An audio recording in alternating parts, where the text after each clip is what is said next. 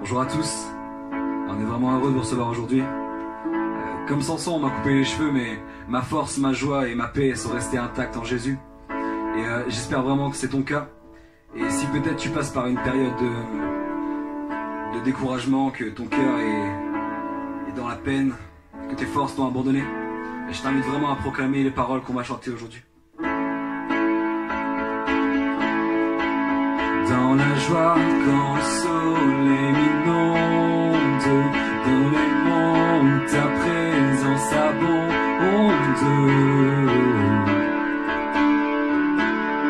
Jésus, je te suivrai. Dans la peine, quand mon âme sombre, dans la vallée du deuil et de l'ombre.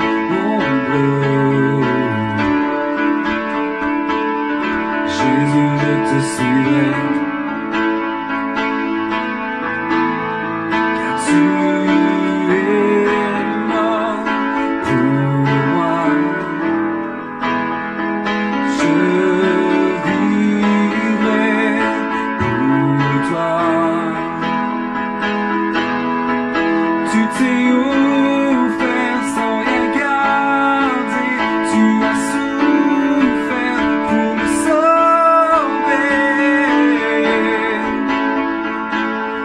Jésus, je te suivrai,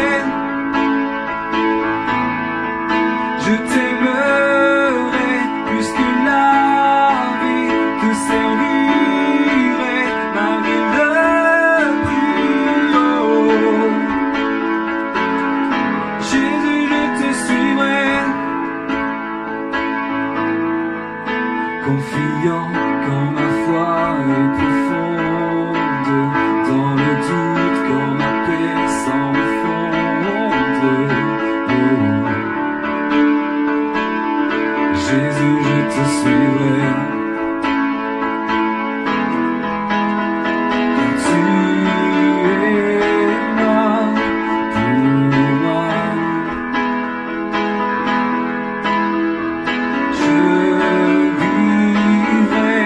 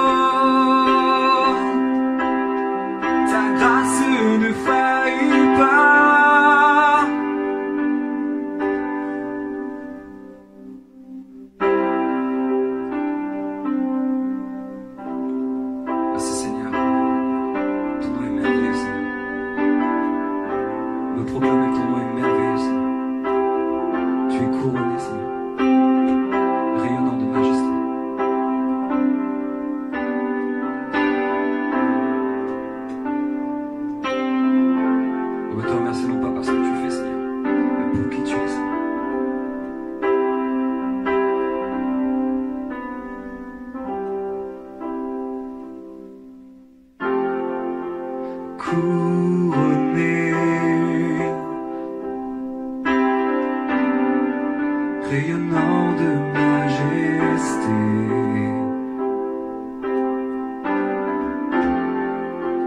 Tout l'univers proclame ta grandeur.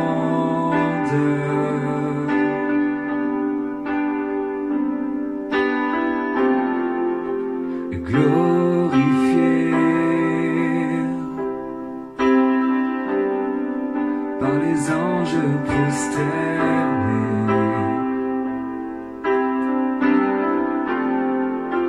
tu es assis à la droite du Père. Jésus, merveilleux nom, qui est semblable à toi, ô Dieu. Jésus, ton précieux nom est digne d'hommage.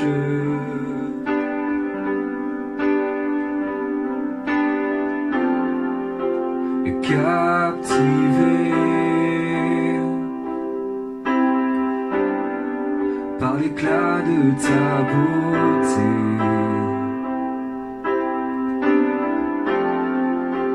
nos voix s'élèvent pour te rendre gloire.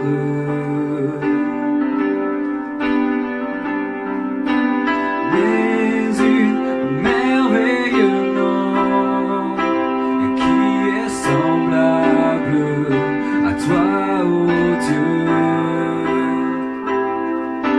Jésus, ton précieux nom est digne d'hommage.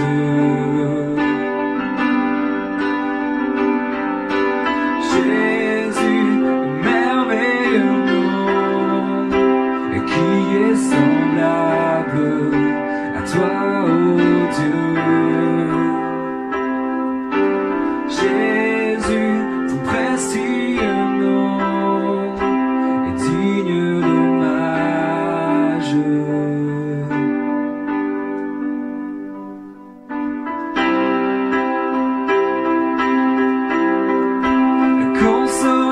Consolateur, divin rocher,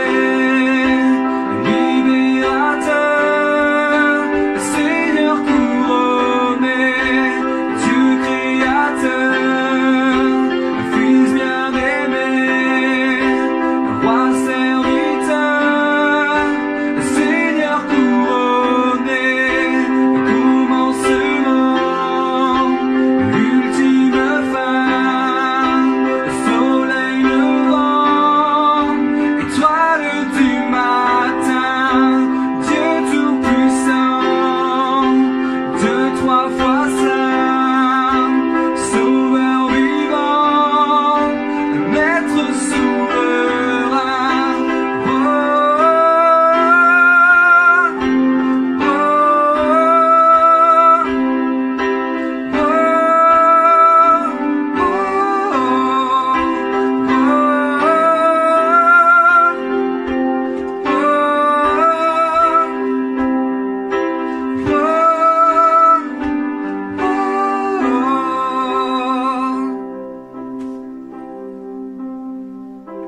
Jésus, merveilleux nom, qui est semblable à toi, ô Dieu. Jésus, ton précieux nom est digne d'hommage.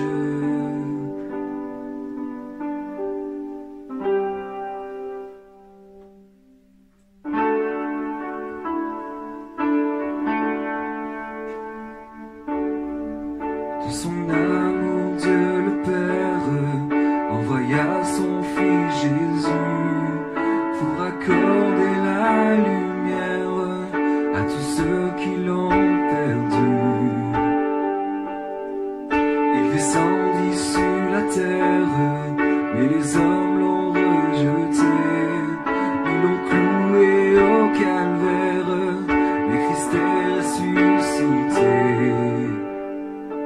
Et Christ est roi, Christ est roi, Christ est roi des rois. Et Christ est roi, Christ est roi, Christ est roi des rois. Les croyants de tous les âges portent leur nom sur leur cœur. Dans l'épreuve, ils gardent courage, car leur Dieu est un sauveur. Ils vont par toute la terre annoncer le Fils béni du Seigneur, pour laquelle il est écrit. Et Christ est roi.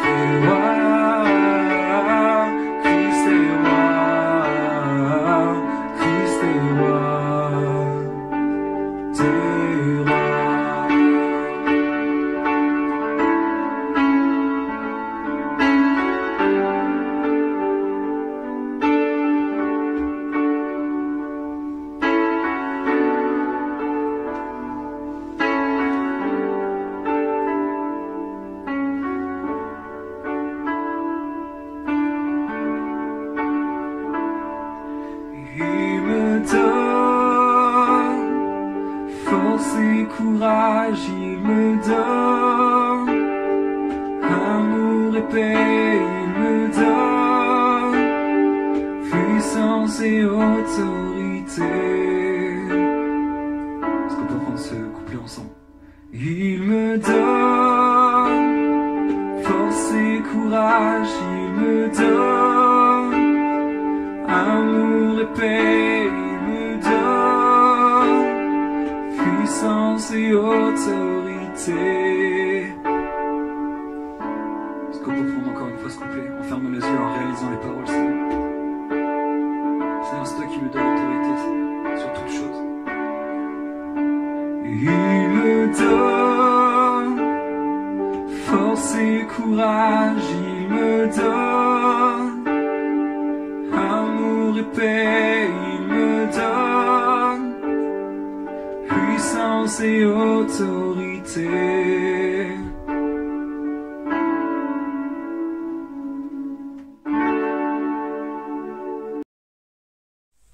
Bonjour, bonjour à tous, nous sommes vraiment dans la joie encore avec mon épouse qui est à côté de moi de venir chez vous pour vivre avec vous ce temps de louange, pour vous conduire aussi dans une prédication. Merci à Théo pour la partie louange. Je crois vraiment que nous avons été déjà bénis par vraiment cette louange, et c'est bien de pouvoir louer Dieu, et j'apprécie Dieu durant ce temps de confinement. Nous pouvons nous nourrir avec un message, avec une louange qui correspond à l'ADN de l'Église. Et avant de commencer la prédication, je veux vraiment aimer remercier vraiment chacun pour sa fidélité, chacun pour son investissement vraiment à tous les niveaux. Et je sais que vraiment voilà, tout le monde peut, en tout cas tous ceux qui le pouvaient, par les différents moyens électroniques, faire parvenir leurs dons à l'Église. Et je veux vraiment être reconnaissant vraiment pour cet effort de chacun.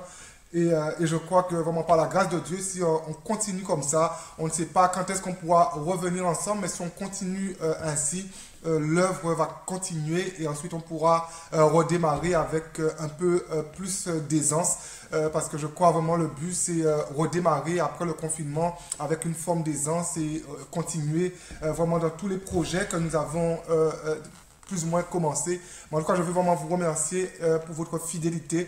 Et j'insiste et je vais insister là-dessus, mais je sens vraiment sur mon cœur que l'Église comprend qu'il faut prier par rapport à tous les retours que j'ai de chacun au message. Et je dis bien, même si je ne réponds pas forcément à tous les messages, c'est juste pas possible.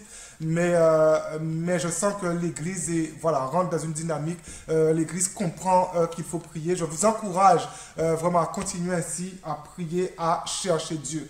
Et je vous encourage aussi à vivre aussi dimanche après dimanche. On n'aura pas la Sainte Seine en ligne, mais je vous encourage à vivre la Sainte Seine chez vous. Prenez du jus de raisin, du vin, si vous n'avez pas tout ça, prenez un peu du jus d'orange, c'est vraiment le côté symbolique qui compte, avec un morceau de pain, et vivez la Sainte Seine. Je suis dans la joie parce que dimanche après dimanche, je vis la Sainte Seine avec ma famille, avec ma femme et mes 2 enfants. Et pour ceux qui disent, mais il y a le texte qui dit, sans discerner le corps de Christ, j'ai posé les bonnes questions à mes enfants et je sais qu'avec leur jeune âge, je suis convaincu qu'ils discernent ce qu'ils font. Ils discernent au travers de ces éléments le corps de Christ, à leur niveau bien sûr, mais ils le discernent. Et je suis vraiment dans la joie de pouvoir vivre semaine après semaine un temps de communion, un temps dans la Sainte Seine avec mes 2 enfants, 4 ans et 6 ans, plus ma grande fille, ma femme. Je suis dans la joie de vivre ça avec eux.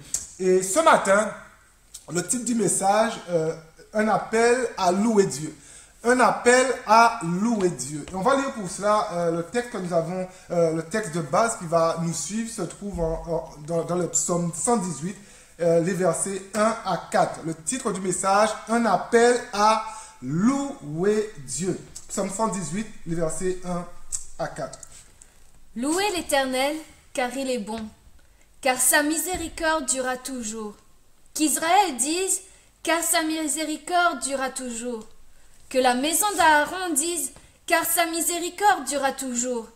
Que ceux qui craignent l'Éternel disent, car sa miséricorde durera toujours. Alléluia, alléluia, car sa miséricorde dure à toujours, sa bonté dure à toujours.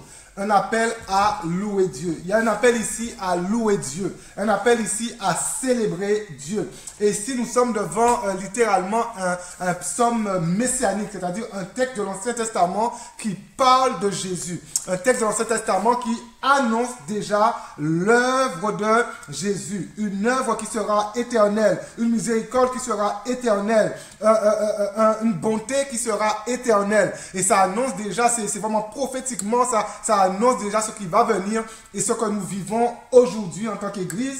Et ce matin, dans chacune de nos crises, nous passons peut-être par des crises, mais dans chacune de nos difficultés, nous pouvons décider de louer Dieu. Nous pouvons vraiment décider de louer Dieu. Je le dis souvent, en ce moment, c'est cette phrase une phrase qui ne vient pas de moi, mais une phrase qui vient du pasteur Lormier, qui est aujourd'hui décédé. Et j'entendais dire cela des fois quand il prêchait. Je me rappelle ses dernières prédications à l'église où mon épouse était, où j'étais aussi pendant tout un temps. Et alors qu'il était assis, les dernières prédications, il était assis derrière une table, il n'avait plus de force. Mais je me rappelle d'une phrase qu'il disait. Il disait cette phrase assez souvent et c'est resté vraiment sur mon cœur. Dieu ne nous a pas promis une traversée facile. Dieu ne nous a pas promis une traversée facile, mais il a promis d'être avec nous tout le temps. Et c'est vraiment cela notre espérance et je crois vraiment que ce genre de phrase nous tient debout. David, le roi David, il aime beaucoup l'impératif. Et dans les psaumes, il y a beaucoup d'impératifs dans les psaumes. Et ici, le verbe louer, il est à l'impératif. Et l'impératif ne nous laisse pas de marge pour choisir, mais l'impératif nous invite en tant qu'enfants de Dieu à simplement décider de passer à l'action. L'impératif nous invite à décider de louer. Même si dans la tête de David, il parle par rapport à ce qu'il vit, il parle par rapport à une saison de sa vie, nous y voyons facilement ici Jésus. Et quelque part, alors que nous voyons Jésus, il y a vraiment cette décision de louer Dieu, parce qu'il a fait une œuvre tellement grande qui mérite nos louanges. Et j'aime des fois, comme m'arrêter sur ces genres de textes, ces textes messianiques, j'aime m'arrêter à ces textes messianiques. Parfois, je m'amuse un peu et une fois même par rapport à l'évangélisation, j'ai fait une petite série vite fait sur tous ces textes qui annoncent Jésus dans le Testament et qui sont tellement riches. Et j'aime parfois m'arrêter sur ce genre de texte messianique et juste regarder, analyser ce qui a été dit sur celui qui est devenu mon sauveur.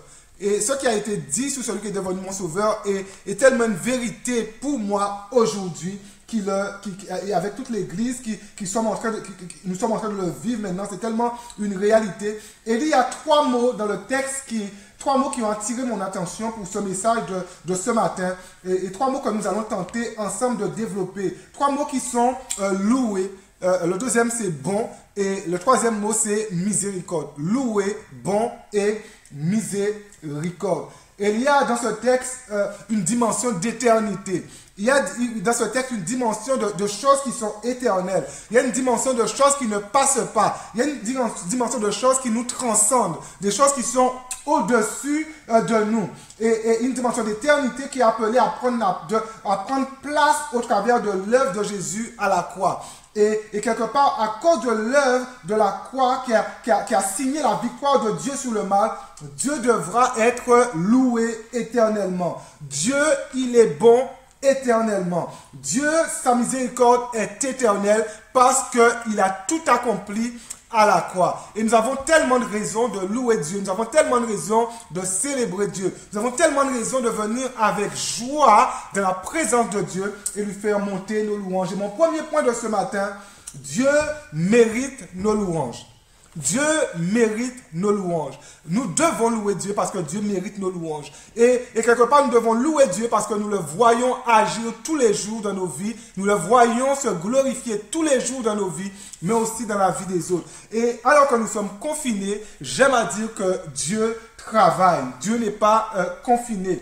Louer ici est connecté à vraiment une notion de fête. Louer ici est connecté à une notion de joie, de célébration. D'ailleurs, certaines versions remplacent louer par célébrer, quasi synonyme, mais louer c'est célébrer qui est fêté, célébrer qui est venu dans la présence de Dieu avec la joie. Et dans l'Ancien Testament, quand le peuple de Dieu célébrait, c'était dans une atmosphère de joie, c'était dans une atmosphère de fête. C'était dans une atmosphère de reconnaissance, de louange. Le peuple de Dieu dans l'Ancien Testament savait célébrer Dieu. Le peuple de Dieu dans l'Ancien Testament savait louer Dieu. Et parfois, nous, le peuple de la Nouvelle Alliance, du Nouveau Testament, nous avons...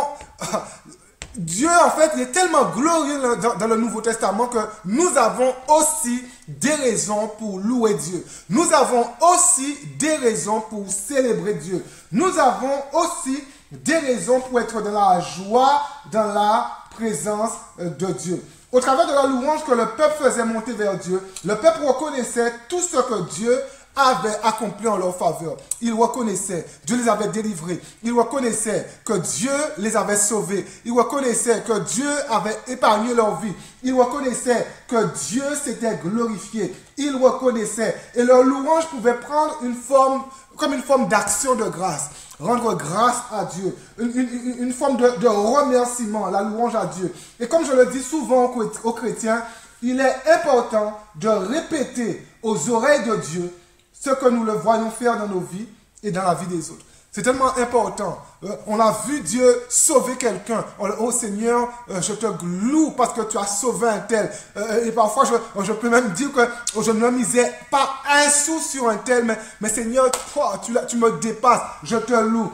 Louons Dieu pour ce que nous le voyons faire dans nos vies, mais aussi dans la vie des autres. Louez Dieu pour nos victoires, pour nos guérisons, pour le travail qu'il nous a donné. Louez Dieu en toutes choses, en toutes circonstances. Vous savez, c'est plus facile de louer Dieu quand on le voit agir dans notre quotidien, quand on le voit se glorifier dans notre marche avec lui. C'est difficile de louer quelqu'un qu'on ne voit pas agir.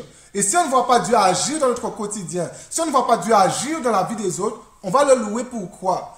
On va la louer pourquoi? Et là, on rentre en fait dans une vie chrétienne où on fait semblant, où on a un masque, où on est hypocrite devant ses frères et sœurs, mais aussi où on est hypocrite devant Dieu. Mais je crois que la louange authentique vient d'un cœur qui voit Dieu agir. Je crois que la louange authentique vient d'un cœur qui sait que Dieu agit. Je suis dans l'épreuve, je suis dans des circonstances dramatiques, mais il y a Dieu qui agit et je loue Dieu parce que je le vois agir. Je loue Dieu parce que dans les ténèbres par lesquelles je traverse, dans l'ombre de la mort, je suis en train de traverser vraiment toute cette vallée de l'ombre de la mort, mais Dieu envoie une lueur, Dieu envoie une lumière, Dieu envoie un espoir sur ma vie et je loue Dieu pour cette lueur d'espoir qu'il envoie sur ma vie. Et je vois qu'il agit dans mon quotidien. Et j'ai une bonne nouvelle pour vous ce matin. Dieu se glorifie dans chacune de vos vies.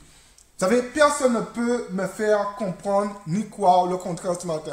Je déclare que Dieu agit sur chacune de vos vies. Parce que Dieu vous aime. Parce que l'amour de Dieu n'a pas fini d'agir pour vous. Parce que Dieu combat pour vous. Et aujourd'hui, dans le confinement, dans votre tristesse, Dieu agit dans vos vies. Et je le déclare et je le dis très fort. Dieu, il a agi dans vos vies ce matin. Quelqu'un a dit un jour que Jésus devrait être célébré tous les jours. Et ça, je crois que c'est Billy Graham qui avait dit ça, hein, mais voilà, je l'ai sorti comme ça, mais Jésus devrait être célébré tous les jours. Et là, en fait, je crois que c'était Billy Graham, mais quand il dit ça, en fait, c'est dans un contexte où on lui parle de Noël et Jésus est célébré à Noël et tout. Et là, il dit, oui, c'est bien de célébrer Jésus à Noël. Mais je crois et j'ai la conviction que Dieu devrait être célébré tous les jours. Et c'est tellement important de réaliser que nous avons des raisons de célébrer Dieu. Nous avons des raisons de louer Dieu tous les jours de nos vies, dans les bons et dans les mauvais moments. Tous les jours, nous avons des raisons pour faire monter vers Dieu nos louanges. Et moi, je rajoute que si nous célébrons Jésus tous les jours, il ne pourra qu'être célébré dans nos rassemblements. Parce qu'il y a comme une dynamique qui prend place dans la vie de chacun individuellement. Il y a comme vraiment quelque chose qui s'installe dans la nature même de vivre la foi de chacun. Et si nous louons Dieu tous les jours, chez nous, individuellement, quand nous serons ensemble, nous aurons toujours des raisons pour louer Dieu. Il y aura une louange qui va sortir de nous. Il y a une louange qui va jaillir de nous. Il y a une célébration qui va sortir de nous. La louange doit devenir un réflexe. Dans le train, nous devons louer. Dans la voiture, nous devons louer. Dans nos maisons, nous devons louer. Dans notre chambre à coucher, nous devons louer.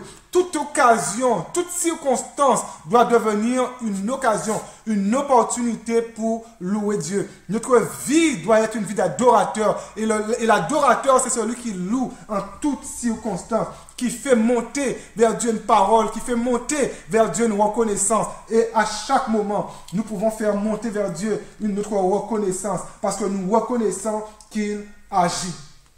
Nous pouvons louer Dieu. Et nous devons vraiment le reconnaître, pas seulement à Noël, pas seulement à Pâques, mais à tous nos rassemblements, en toute occasion, nous devons louer Dieu. Louer Dieu est quelque part un exercice plus difficile que la prière. Louer Dieu quelque part est un exercice plus difficile que simplement chanter. Et je vais expliquer mes propos. On peut venir à l'église et prier sans son cœur. Et on est probablement, pour une raison, et je ne juge personne, pour une raison ou d'une autre, on est probablement tous passés par là, à un moment, à un culte où on était là et on venait à l'église, on priait, mais le cœur n'était pas là. Les problèmes étaient là, les circonstances étaient là, les mauvaises nouvelles étaient là. Il y avait une annonce de chômage sur le point de perdre son travail. Les factures arrivent dans tous les sens, mais on n'arrive pas à honorer ces factures, à honorer ces engagements. Il y a tout un contexte administratif qui prend du retard et on est là et on prie Dieu et le cœur n'est pas là. Et on peut venir à l'église et prier sans son cœur. On peut venir à l'église et chanter, lever les mains. Et tout le monde voit que les mains sont en l'air, les yeux sont fermés, mais sans son cœur. On peut venir à l'église, chanter, lever les mains, mais sans son cœur. Et on est probablement pour une raison ou une autre tous passés par là. Je chante mais le cœur n'y est pas. Tellement de problèmes, tellement de difficultés. Et il y a tellement d'alarmes dans mon cerveau, dans ma tête. Il y a tellement de choses qui me captivent. Et je chante, mais le cœur n'est plus là. Mais imprégnons-nous d'une information ce matin. On ne peut pas louer Dieu sans son cœur. On peut chanter sans son cœur. On peut prier sans son cœur. Mais on ne peut pas louer Dieu sans son cœur. Et c'est là la différence. Et je ne juge personne ce matin. Mais parfois, je prie pour certaines personnes dans mon cœur alors que nous sommes dans le culte. Quand il m'arrive de ressentir chez certaines personnes que ces gens-là participent aux différents cultes, aux différentes célébrations, mais le cœur n'est pas là. Il y a comme un poids, il y a comme un fardeau qui est là, il y a comme une chape qui est là. Et parfois, je suis appelé à prier pour de telles personnes. Parce que le cœur n'est pas là. Et quand le cœur n'est pas là, il n'y a pas de louange. Quand le cœur n'est pas là, il n'y a pas de cœur. On ne peut pas dégager vraiment quelque chose qui puisse vraiment sentir réellement bon pour Dieu. Et Dieu n'est pas insensible. Il sait que nous pouvons traverser des difficultés. Il sait que nous pouvons traverser des problèmes. Il sait que nous pouvons recevoir des mauvaises nouvelles. Mais on ne peut pas louer Dieu sans son cœur. Si le cœur n'est pas là, il n'y a pas de louange. Quand je parle de cœur, je parle d'authenticité. D'authenticité dans la présence de Dieu. Et parfois, nous pouvons venir à l'église, il y a comme un automatisme qui s'installe. Et il y a comme une routine religieuse qui s'installe. Et nous faisons les choses avec une routine. On a l'habitude de le faire. On vient à l'église, on a l'habitude de lever les mains. On vient à l'église, on a l'habitude de fermer les yeux. On vient à l'église, on a l'habitude de chanter. On vient à l'église, on a l'habitude de prier. Et on peut faire beaucoup de choses par habitude. Mais ce que Jésus nous demande, c'est venir dans sa présence avec un cœur. Parce que la louange, c'est avec le cœur. La louange, c'est avec le cœur. Pas la routine. Et alors qu'on est pasteur, mais la routine s'est installée. Et le cœur n'est plus dans ce qu'on fait. On fait les choses, on téléphone les gens, on visite les gens, mais le cœur n'est plus là. Et on fait les choses avec une certaine routine. Alors qu'on est moniteur d'école du dimanche. Mais la routine s'est installée. Et le cœur n'est plus dans ce qu'on fait. Et on est avec les enfants, mais à part routine. On a peut-être une position dans l'église. Mais la routine s'est installée. Et le cœur n'est plus dans ce qu'on fait. Et ce n'est pas un jugement ce matin. Mais ce matin, Dieu nous appelle à le servir avec nos cœurs. Ce matin, Dieu nous appelle à venir dans sa présence avec nos cœurs. Parce qu'il n'y a pas de louange sans un cœur. Sans un cœur, il n'y a pas de louange. Et ce que l'on fait n'est plus... Et ce que l'on fait, parce que la routine s'est installée, ce que l'on fait n'est plus une louange. Ce que l'on fait n'est plus un geste d'adoration pour Dieu. Puisque nous ne pouvons pas louer Dieu sans y investir nos cœurs. Et ce matin, je crois plus que jamais, ce que Dieu recherche, c'est nos cœurs, une authenticité de notre part. Un cœur qui lui exprime de la gratitude, un cœur qui lui exprime de l'appréciation. S'il y a une chose que nous devons apprendre durant ce confinement, c'est louer Dieu. Mais louer Dieu avec le cœur. Parce que sans le cœur, il n'y a pas de louange. Quand nous serons de nouveau ensemble, nous allons venir dans la présence de Dieu avec nos cœurs. Quand nous serons de nouveau ensemble, nous allons venir dans la présence de Dieu avec tout notre cœur, avec une authenticité. Les vrais adorateurs sont ceux qui viennent devant Dieu de tout leur cœur. Dieu mérite nos louanges. Dieu mérite nos louanges. Et le deuxième point de ce matin, célébrer Dieu pour sa bonté. Célébrer Dieu pour sa bonté. Dans le texte que nous avons de lire, il est question aussi de bonté. Et la première raison pour laquelle ce texte nous donne de louer Dieu est pour sa bonté. Dans certaines cultures, on appelle Dieu bon Dieu. En Guadeloupe, par exemple, là où j'ai grandi, jusqu'à l'âge de 23 ans, on appelle Dieu le bon Dieu. Et j'ai découvert aussi que dans le Borinage, il y a beaucoup de gens aussi qui appellent Dieu, qui disent bon Dieu. Et c'est bon parce qu'il est bon. Il est juste aussi, mais il est bon et c'est juste. On peut l'appeler bon Dieu. Mais est-ce que nous réalisons vraiment tout ce que ça dégage d'appeler Dieu bon Dieu? Et ce matin, je veux que vous sachiez que Dieu, il est réellement bon.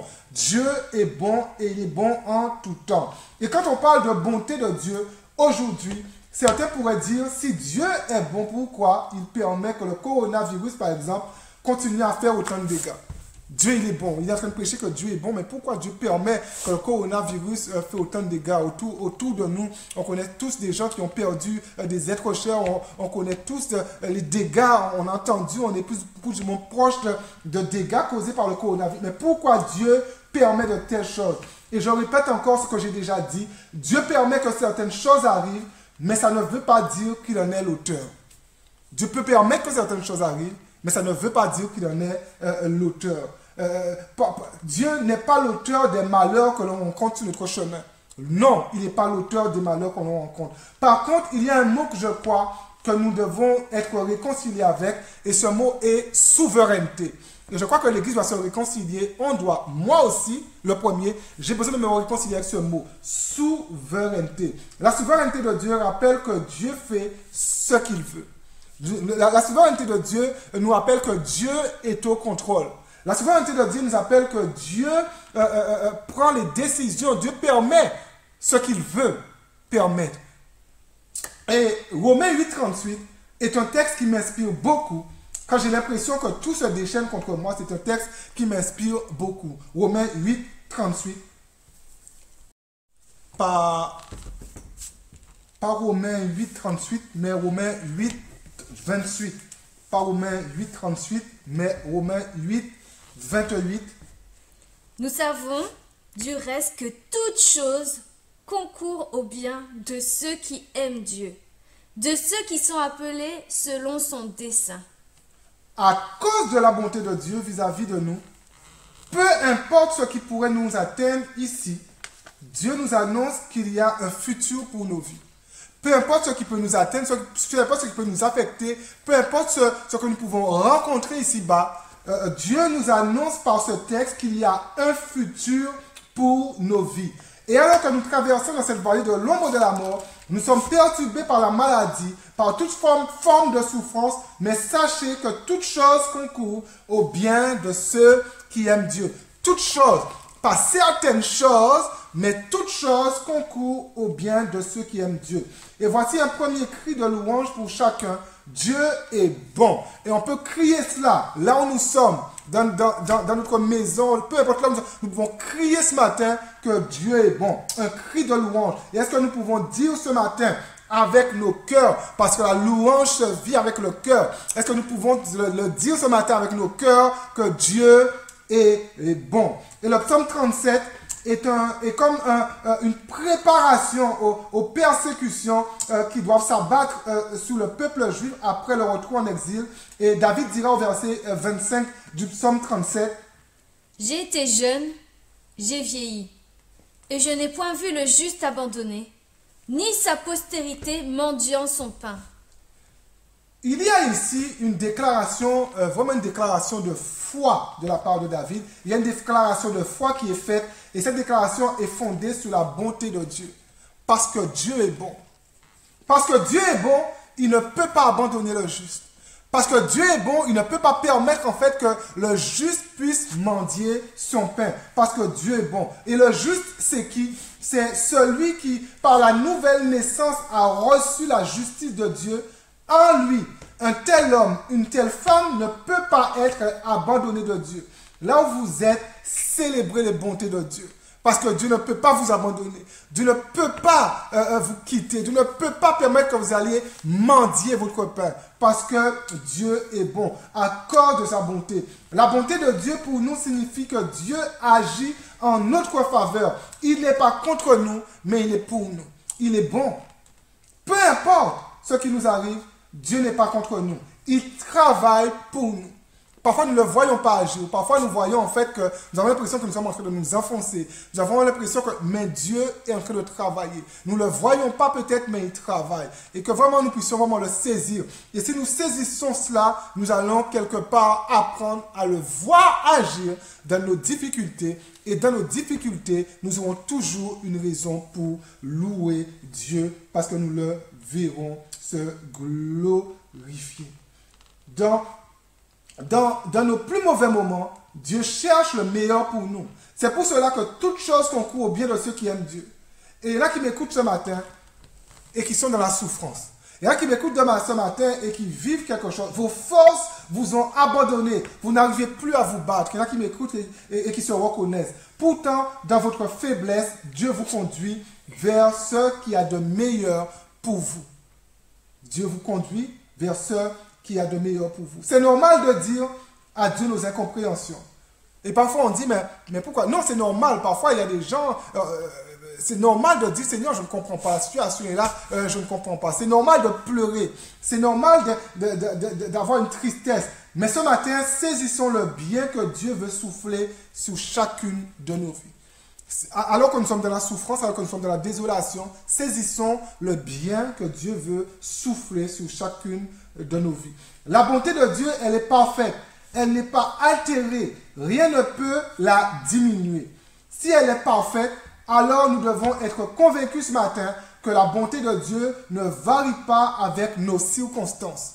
La bonté de Dieu ne varie pas avec nos circonstances. La bonté de Dieu ne varie pas avec ce que nous vivons. La bonté de Dieu ne varie pas avec ce que nous voyons. La bonté de Dieu, elle ne varie pas. Elle est pareille. Elle ne bouge pas. La bonté de Dieu, elle est parfaite. Et si elle est parfaite, alors nous devons être convaincus ce matin que la bonté de Dieu pour nous est là, est avec nous. C'est peut-être difficile de saisir cette dimension de Dieu par quelqu'un ce matin, mais Dieu est bon. Et peu importe vos épreuves, Dieu, il reste bon. C'est le bon Dieu. Et nous pouvons louer Dieu ce matin en lui disant, de tout notre cœur, il est bon. Il est bon. Et mon dernier point de ce matin, louer Dieu pour sa miséricorde. La miséricorde ici nous parle d'une dimension très élevée de l'amour de Dieu. La miséricorde, c'est une dimension très élevée de l'amour de Dieu. Et c'est une des dimensions que nous devons découvrir dans notre vie chrétienne ici-bas. La miséricorde, c'est vraiment, littéralement, l'amour inébranlable de Dieu. C'est un amour, en fait, que nous pouvons découvrir que si nous avons réellement découvert que par la grâce de Dieu. Parce que souvent, en fait, les chrétiens, je remarque en tout cas les chrétiens, en fait, qui n'ont pas réellement découvert la leçon de grâce, vivent l'amour de Dieu, mais dans leur tête, l'amour de Dieu est ébranlable. C'est-à-dire que l'amour de Dieu peut tomber, Dieu peut cesser de les aimer, Dieu peut cesser. Mais l'amour de Dieu est inébranlable. L'amour de Dieu ne dépend pas de nos circonstances.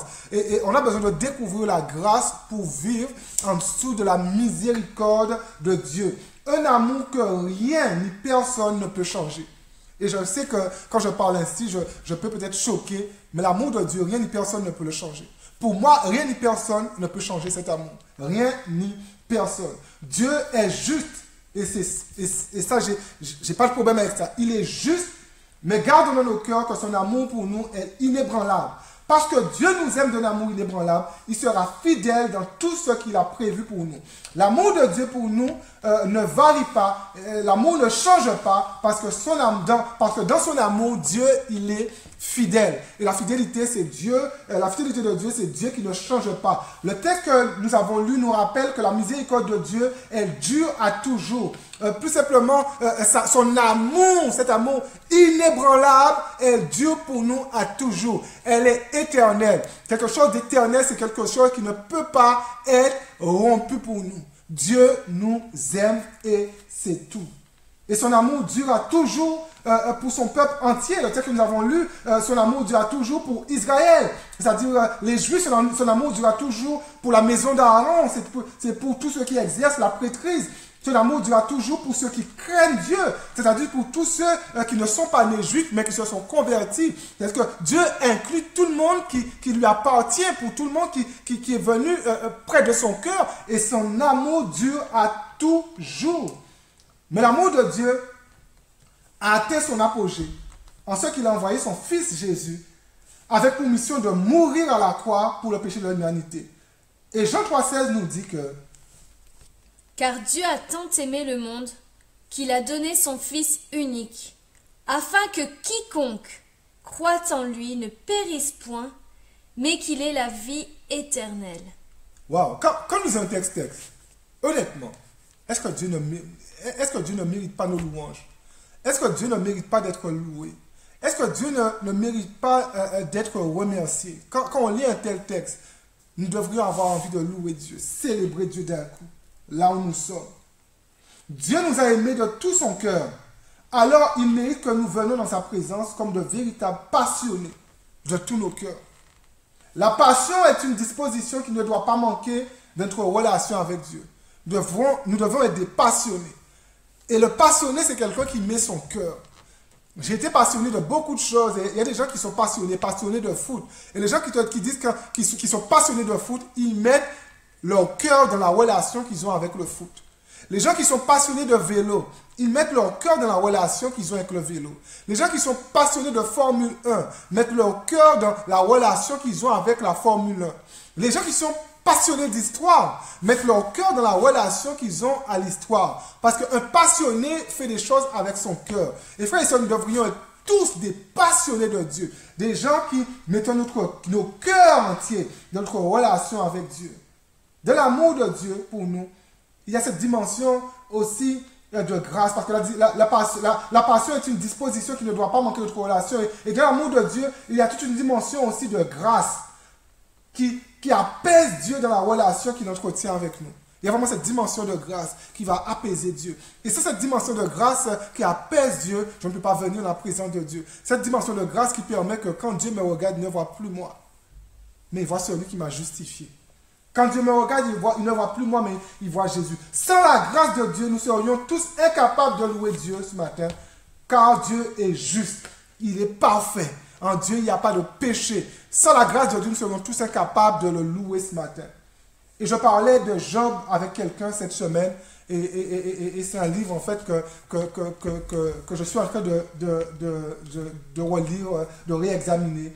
Et alors que les amis de Job essayaient de l'accuser, il reconnaissait quelque part, Job quelque part reconnaissait qu'il n'était pas parfait. Il le reconnaissait, si on lit bien, il le reconnaissait, il n'était pas parfait, mais il savait que dans ses faiblesses, il demeurait intègre. Parce que ses faiblesses, en fait, dépassaient, en fait, tous les écarts, en fait, qu'il avait fait. Et quelque part, je crois que Job, en fait, c'est un homme, en fait, à son époque, à lui, expérimentait déjà la grâce. Et c'est pour ça que je me dis tout le temps, la grâce n'a pas attendu, la grâce n'a pas attendu le Nouveau Testament. Et dans l'Ancien Testament, il y a beaucoup d'exemples de grâce. La grâce n'a pas attendu le Nouveau Testament. Job savait malgré ses imperfections, malgré ses faiblesses, qu'il demeurait intègre. Il dirait à ses amis que son cœur, alors que ses amis essayent de l'accuser de tout son cœur, mais de toutes choses, les amis essayent de lui donner des motifs pour l'accuser, pour se plaindre devant Dieu. Et là, il dit à ses amis, mais écoutez, à un moment donné, il dit, mais écoutez, mais mon cœur, en fait, ne me reproche rien.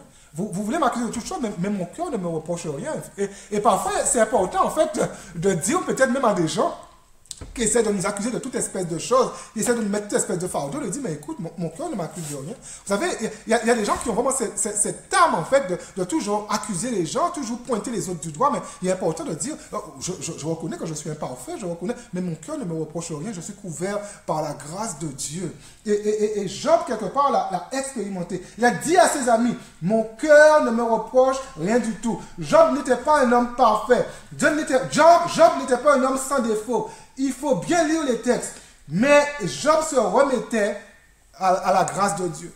Il se remettait à la grâce de Dieu. Aujourd'hui, beaucoup de personnes peuvent nous accuser de beaucoup de choses. Mais nous savons que nous faisons tout ce que nous pouvons pour plaire à Dieu au travers d'une vie de sanctification. La sanctification sans laquelle personne ne verra Dieu. Et notre vie est protégée sous cette vie vraiment de sanctification, sur cette vie de grâce. Dieu, il est miséricordieux et nous louons Dieu pour sa miséricorde. Combien de fois nous avons comme été gardés, nous avons été protégés par la grâce de Dieu. Parfois même dans nos erreurs, Dieu nous garde pour nous donner encore une chance pour revenir. Même dans nos erreurs, il nous garde. Même dans nos erreurs, il nous protège. Combien de fois n'avons-nous pas été dans une situation désespérée et Dieu nous en a sauvés. Dieu est miséricorde. Et louons Dieu pour sa miséricorde. Et je vais conclure ce matin avec un texte. Jean 4, 23, 24. Mais l'heure vient, et elle est déjà venue, où les vrais adorateurs adoreront le Père en esprit et en vérité. Car ce sont là les adorateurs que le Père demande. Dieu est esprit, et il faut que ceux qui l'adorent en esprit et en vérité. Jésus dit ici, il y a une manière authentique pour venir dans ma présence. Il y a une manière pour venir dans ma présence avec vos cœurs, en esprit et en vérité. Et il y a tout un formatage religieux qui est prêché à l'époque. À l'époque, quand Jésus parle, il y a tout un formatage religieux, un formalisme religieux, en fait, qui est prêché. Il faut faire tellement de choses pour mériter la présence de Dieu. Il faut faire tellement de choses pour pouvoir louer Dieu et que Dieu puisse nous entendre. Mais l'adoration authentique, Jésus dit, c'est un cœur touché qui s'exprime. Et ce matin, pardon, je veux déclarer qu'il y a tellement de cœurs touchés. Des gens qui sont derrière leur écran, des gens qui sont en train de m'écouter. On ne peut pas être tous ensemble dans le même lieu, mais dans différents lieux, nous sommes ensemble. Je déclare que nous sommes ensemble dans différents lieux, nous sommes ensemble. Et alors que nous sommes là dans différents lieux, il y a des cœurs qui sont touchés. Il y a des cœurs qui ont été touchés, qui sont touchés par l'amour de Dieu. Il y a des cœurs qui sont touchés vraiment par la grâce de Dieu. Il y a des cœurs qui sont touchés par la bonté, par la miséricorde de Dieu. Il y a des cœurs qui sont touchés. Et ces cœurs qui sont touchés veulent s'exprimer. Ces cœurs qui sont touchés veulent faire monter vers Dieu une louange. Seigneur, nous te louons parce que tu es bon. Seigneur, tu as été tellement bon vraiment pour nous. Et Seigneur, tous les jours, Seigneur, nous voyons ta bonté dans nos vies entières, Seigneur. Tous les jours, Seigneur, nous voyons, Seigneur, que tu es bon. Seigneur, tu n'arrêtes pas d'être bon pour nous. Et parfois, Seigneur, nous sommes tellement méchants vis-à-vis de toi. Mais Seigneur, tu n'arrêtes pas d'être bon, Seigneur, pour nous, pour nos vies. Seigneur, tu es miséricordieux. Seigneur, ton amour, Seigneur, pour nous durera toujours. Et nous te louons, Seigneur, ce matin pour ta miséricorde. Nous te louons, Seigneur, pour ton amour. Cet amour, Seigneur, inébranlable. Seigneur, tu nous as aimés alors que nous étions encore dans le péché. Et Seigneur, aujourd'hui, tu nous acceptes dans ta présence. Non pas à cause de nos efforts, mais à cause de l'œuvre accomplie par Jésus-Christ à la croix. Et Seigneur, ce matin, nous voulons simplement nous réjouir dans ta présence. Nous voulons simplement te célébrer, nous voulons simplement, Seigneur, te louer. Parce que tu es bon et miséricordieux. En ton nom, nous t'avons prié pour ta gloire. Amen. Alléluia. Que vraiment vos vies soient une vie de louange. N'hésitez pas à faire monter vos louanges, votre cri de joie, vos cris de joie dans la présence de Dieu avec vos cœurs. Que Dieu vous bénisse et à très bientôt pour une nouvelle vidéo. En tout cas, vraiment que Dieu vous bénisse. Continuez à prier, continuez à prendre des nouvelles des uns des autres. Il y en a qui sont encore dans la souffrance parmi nous, au milieu de nous, des gens de l'église. Mais continuez à prendre des nouvelles et que Dieu vous bénisse. À très bientôt. Au revoir.